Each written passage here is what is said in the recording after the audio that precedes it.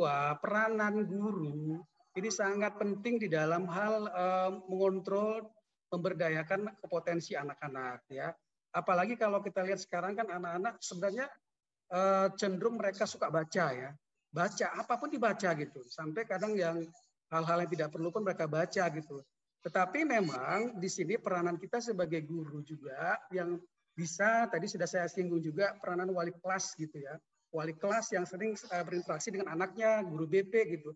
Bisa menghadirkan ruang-ruang baca bagi anak-anak.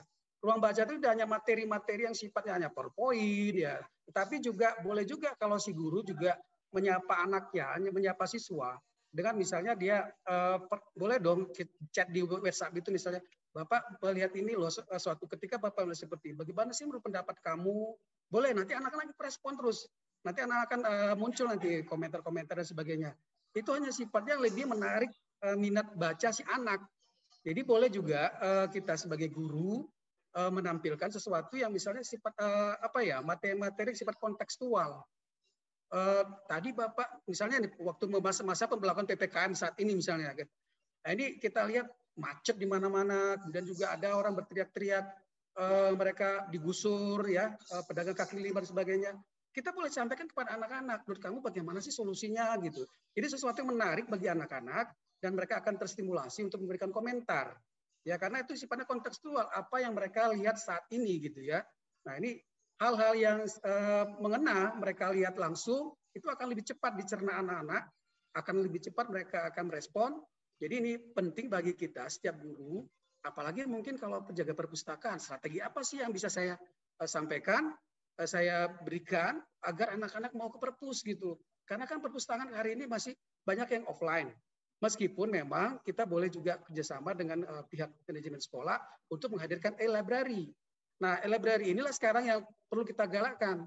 Ya, jangan-jangan anak-anak mereka nggak tahu apa di sekolah nggak punya e-library kan, nggak punya perpustakaan bersifat digital gitu ya. Lebih kepada offline aja, buku-buku secara fisik perpustakaan aja gitu mereka. Bagaimana mereka waktu mereka aja nggak bisa nggak leluasa untuk berkunjung ke perpus, kan mereka dibatasi kan gitu. Sementara perpustakaan kondisi hari ini seperti apa ya? Seperti gudang buku gitu. Tidak begitu banyak, tidak ada penghuni, kemudian juga tidak begitu terterapi. Bagaimana ini kita berdayakan dengan e-library tadi, ya, yaitu perpustakaan digital. Jadi anak-anak sudah walaupun di rumah mereka sudah bisa mengakses buku-buku ya yang sangat mereka butuhkan referensi. Misalnya si guru memberikan materi ini loh tentang misalnya tentang teori evolusi. Terus bagaimana kita di buku di perpustakaan juga ada referensi itu gitu dengan kita tampilkan secara perpustakaan digital, e-library gitu. Jadi memang di sini juga tantangan bagi sekolah juga mereka harus siap untuk e-library ini. Jadi apalagi digital ya sekarang masa kita online. Jadi nggak bisa kita harapkan anak-anak itu datang kulunun, datang mereka rame-rame lagi ke perpus. Nah, jadi ini kan sudah memang new era, sudah era baru untuk digital bagi anak-anak gitu. Jadi tampilkanlah, sajikanlah, minta Bu nanti kerjasama dengan kepala sekolah bagaimana pemberdayaan e-library ini ya. Nah, e-library ini. Jadi ini salah satu. Kemudian tadi sudah pertama tadi saya tampilkanlah yang sifatnya informasi kontekstual, anak-anak mereka tertarik untuk membaca. Kemudian boleh juga dong digagas ini perpustakaan daerah, perpustakaan kita di sekolah menggagas lomba untuk misalnya lomba nulis puisi, lomba nulis cerpen gitu secara mereka dikirim ke perpustakaan dan itu akan difasilitasi nanti apakah diterbitkan atau diberikan reward hadiah kepada anak-anak kita. Itu ya Bu Sondang ya. Iya, sebenarnya memang kalau kita lihat kondisi hari ini memang anak-anak memang kita semua gandrung ya, kita rancing kita kegilaan betul ya membaca-baca informasi gitu ya sekarang. Tetapi memang untuk anak-anak kita tadi seperti saya katakan tadi perlu ada sesuatu yang sangat menarik ya, menarik bagi dia untuk menstimulasi dia mau menulis gitu. Menulis apalagi menulis yang secara terpola misalnya apakah dia cerpen itu kan sudah ada kaidah-kaidah penulisannya ya, ada pola puisi dan sebagainya. Jadi paham ya kira-kira sudah jelas ya Bu Sondang ya, kita sharing nih sama-sama guru nih sharing ya Bu Sondang Jadi nanti minta nomor HP saya ke panitia ya. Saya berikan hadiah buku ya, buku saya yang terbaru ya. Nanti minta kita chattingan di di grup di WA pribadi saya ya. Nanti nomor HP-nya minta sama panitia. Oke, terima kasih Bu Sondang ya.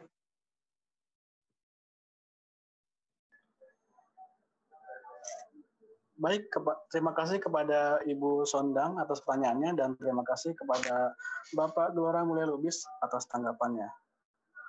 Luar biasa sekali para peserta kita hari ini, semangatnya. Sekali lagi terima kasih kepada para penanya atas pertanyaannya dan juga para narasumber atas tanggapan dan ilmunya pada hari ini. Tapi jangan kemana-mana dulu nih, kita akan kembali lagi berbincang-bincang dengan key opinion leader kita yang tadi sudah menyapa kita di awal sesi. Kepada Kak Caca Nisa, apakah masih bergabung bersama kita? Ya, aku masih bergabung. Apa kabar semuanya? Aku tadi udah menyaksikan ya, materinya bagus banget. Dan memang banyak sekali manfaatnya buat kita, apalagi di era saat ini. Godaan sosial media itu besar ya. Kita meluangkan waktu untuk hal yang positif itu pasti berat, tapi pasti ada solusinya untuk meluangkan waktu sedikit demi sedikit. Nanti lama-lama kita terbiasa bahwa sosial media itu enggak 100% di hari kita dipergunakan untuk main sosmed begitu ya. Baik, bagaimana nih Kak, sudah 4 narasumber memberikan pemaparan pada hari ini. Sekarang saya mau nanya-nanya nih sama Kakak. Menurut Kakak sendiri, ada nggak sih Kak pengalaman-pengalaman Kakak yang sesuai dari apa yang telah disampaikan oleh narasumber kita? Iya, sebenarnya sih memang kalau aku sosial media itu sebisa mungkin aku gunakan untuk hal yang positif, itu yang pertama. Karena kalau misalnya kita tidak mempergunakan hal yang positif itu sayang banget. Di era digital saat ini itu jadikan sosial media itu untuk membuat kita tuh lebih cerdas dan lebih cakap. Jadi memang sosial media itu begitu memampukan ya, ibaratnya kamu bisa mengakses apa aja, kamu bisa nonton film apa aja gitu. Kamu seakan-akan punya dunia tuh ada di tangan kamu. Tapi harus hati-hati bahwa kalau misalnya kita terbuai dengan namanya sosial media, justru nanti kita masuk ke dalam kelompok-kelompok orang yang dirugikan dengan sosial media. Misalnya jadi penyebar hoax. Sekarang banyak banget loh orang-orang yang ditangkap-tangkapin hanya karena kesalahan sepele, kemudian dia terjerumus. Tapi justru harusnya sosial media itu bisa menjadikan ajak kamu untuk positif. Misalnya, sosial media kamu buat orang yang suka fotografi, bolehlah diposting foto-fotonya itu, nggak cuma foto selfie ya, tapi foto panorama. Atau bisa juga masuk aplikasi-aplikasi yang berbayar, jadi fotomu itu dihargai uang gitu. Dan lain-lain. Buat orang yang suka fashion, kamu bisa foto OOTD, kemudian brand tertentu bisa bekerja sama kamu, kan itu kan bagus ya. Dan yang seperti itu memang harus mulai diarahkan. Jadi nggak bisa lah aku masih SMA, nggak ada. Sekarang anak SMP juga kalau kreatif pasti bisa memanfaatkan sosial media untuk hal yang lebih positif lagi. Oke. Terus saya mau nanya lagi nih Kak, bagaimana sih pandangan Kakak terhadap tips dan tips aman di internet yang tadi disampaikan oleh salah satu narasumber kita? Iya, tips aman di sosial media itu adalah kamu memang harus tahu. Jadi gini, jangan sampai di era sosial media sekarang seperti ini, maksudnya di era digital seperti ini, kamu nggak tahu kalau undang-undangnya gitu ya, undang-undang keamanan sosial media itu seperti apa. Ada yang harus kamu tahu bahwa itu tidak boleh kamu langgar, tapi harus tahu juga untuk keamanan data kamu itu seperti apa. Banyak ya kasus public figure, influencer yang terkadang karena dia nggak tahu bahwa sosial media itu memang terkoneksi dengan foto private-nya, tiba-tiba sekali posting kemudian keluar. Terus dia mikir, kok bisa ya?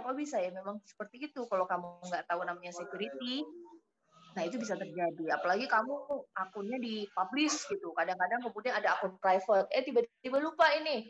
Postingan yang private di-publish di akun yang public gitu. Nah seperti itu juga kamu harus pahami betul. Dan yang terutama adalah kamu juga harus tahu bahwa sosial media itu setiap kali posting itu harus selalu yang membawa hal yang positif. Kalau kamu misalnya nggak mau positif, nggak usah diposting. Karena ketika kamu sudah upload itu foto, itu suatu waktu-waktu bisa akan dipergunakan orang. Nah, itu bahaya banget. Misalnya gini, masih muda, kamu tuh masih suka happy-happy ya. Terus kamu posting lah kegiatan kamu yang sebenarnya nanti di masa depan itu akan jadi bumerang. Karena misalnya kalau misalnya kamu udah di masa dunia kerjaan nih, tiba-tiba HRD kamu ngecek, ini orangnya gimana ya sosial medianya? Ternyata dilihat, wah ini anaknya suka begini, anaknya ternyata negatif banget, kalau jalan-jalan suka merusak, nggak usah lah kita rekrut, bahaya gitu. Nah seperti itu kan bahaya ya. Nah Sosial media itu apa yang kamu posting di sosial media sampai kita meninggal itu nggak akan pernah bisa hilang. Jadi hati-hati seperti itu. Selanjutnya mungkin bisa nih, kan tadi mungkin udah sedikit juga nih kakak kasih tipsnya. Mungkin juga bisa ini kak kasih tips dan trik untuk kita semua nih untuk personal branding juga di sosial media. Ya, menjadi pelajar yang cerdas dalam bersosial media itu adalah kamu harus menggali. Jadi jangan kayak kamu itu pengennya disuapin aja ya. Harus menggali apa potensi-potensi diri kamu yang bisa kamu manfaatkan lewat sosial media. Itu yang paling penting. Dan yang kedua itu jangan pernah memposting hal yang sebenarnya nggak bermanfaat buat kamu. Buat apa? Aku tuh bingung kalau misalnya anak muda iseng aja gitu. Ya pengen speak up aja, ya pengen menyalurkan aspirasi aja. Tapi kalau nggak penting buat kamu itu buat apa? Sementara kita day by day itu setiap hari itu harus lebih baik untuk ke depan membantu yang lebih baik lagi. Misalnya hari ini aku belajar PowerPoint. Hari ini aku belajar Photoshop. Seperti itu. Itu kan banyak. Jangan kemudian hari ini aku mau memposting segala macam hoax-hoax yang muncul biar keren aja. Itu buat apa? Ntar juga kemudian masuk penjara, keluarga malu. Ngapain gitu loh.